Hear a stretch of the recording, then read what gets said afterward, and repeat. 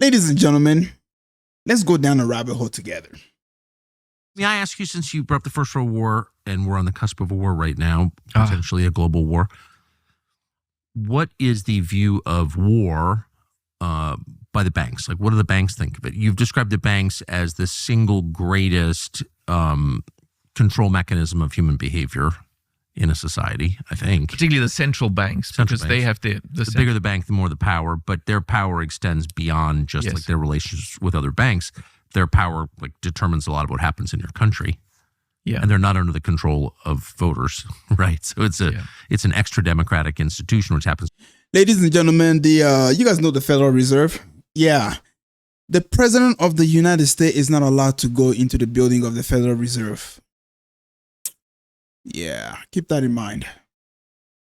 The President of the United States of America is not allowed to go into the building of the Federal Reserve.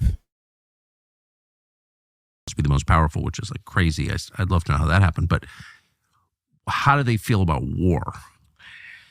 Well, central banking and warfare are very closely linked. As I said, I mean, the modern major bank, the first modern major bank and central bank was the Bank of England, of course. And in the very act of parliament, the law founding it, it says this institution and mechanism, because they didn't want resistance. They don't mention Bank of England. What we're doing here is establishing the Bank of England. They kept that secret.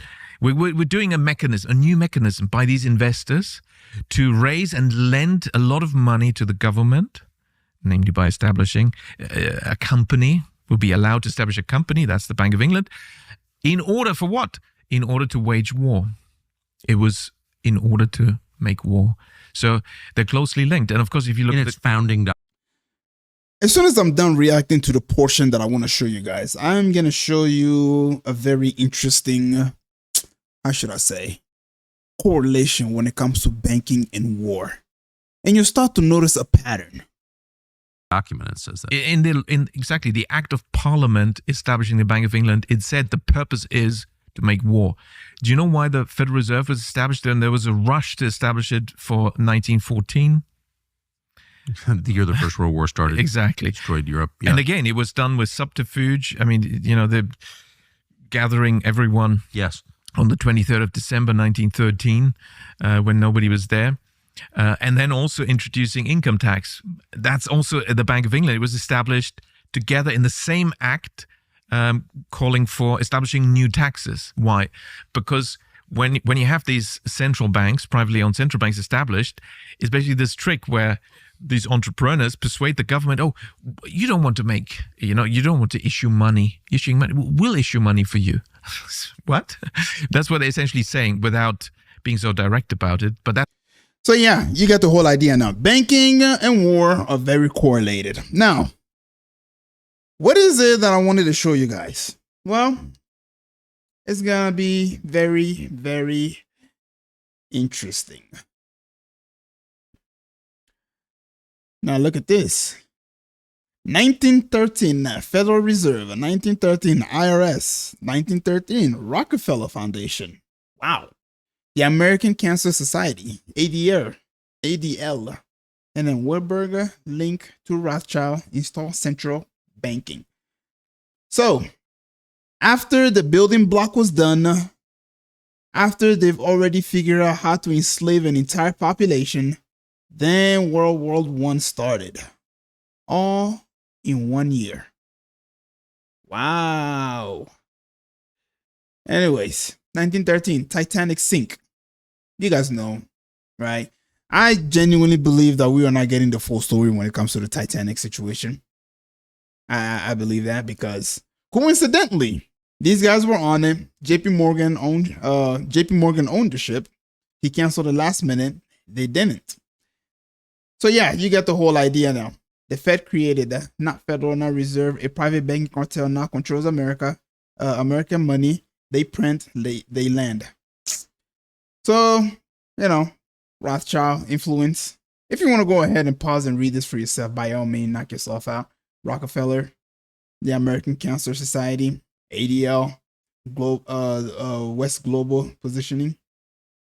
So yeah, you know, what changed after 1913? Then dollar lost 99% of its value. Debt became endless. Middle class was squeezed. War became constant. Global banking extended.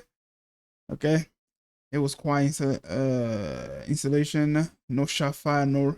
So yeah, pretty much this is how they were able to take over America. And shout out to this guy right here, man. When I saw this, I was like, I have got to talk about this whole situation, man.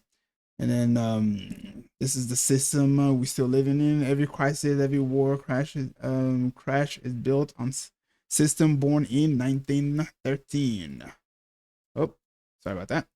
There you go. The war didn't change 2022. It changed or here. It changed right here. Okay, so you get the whole idea now. This is how they were able to take over America. You know, it's funny because I don't know exactly the name of the person, but I will have to find it. Coincidentally, he just happened to be from, you know, from them boys. He said he doesn't care who becomes leader. You can pick whoever you want as leader, as long as he controls the money, because he understands. If he can control the money, you can literally control any country you want. This is how they were able to pretty much take over the majority of the world. This is how they were able to, you know, sanction some parts of the world and, you know, favor some parts of the world. And obviously, we understand that America was a huge role in that aspect, because America has decided to police the entire world. And fast forward today into 2025, we understand who controls America. It ain't the sitting president. It's not. Let's be honest. Уже общался и с одним президентом США, и с другим, и с третьим. Президенты приходят и уходят, а политика не меняется. Знаете почему? Потому что очень сильна власть бюрократии. Вот человека избрали, он приходит с одними идеями, к нему приходят люди с кейсами, хорошо одетые и в темных, как у меня, костюмах, но только не с красным галстуком, а с черным или с темно-синим. И начинают объяснять, как нужно делать.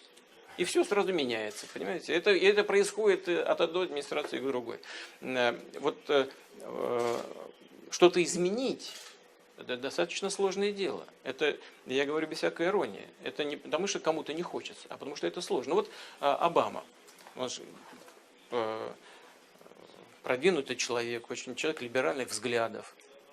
Правда? Демократ.